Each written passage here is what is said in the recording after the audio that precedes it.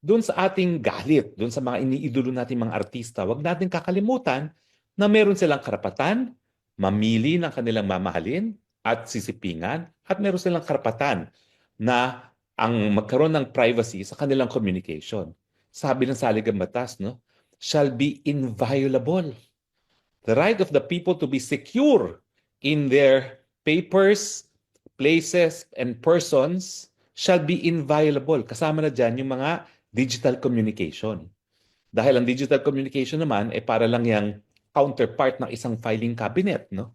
Na yung sa kaso nga na sinasabi ko na mag-asawa na hindi tinanggap ng hukuman yung ebidensya ni Mrs. ng pangangaliwa, yung mga sulat na naka-lock sa isang drawer, eh parang computer na rin yun, computer files na rin yun, no? Na hindi dapat pinaghihimasukan pati ni Mrs.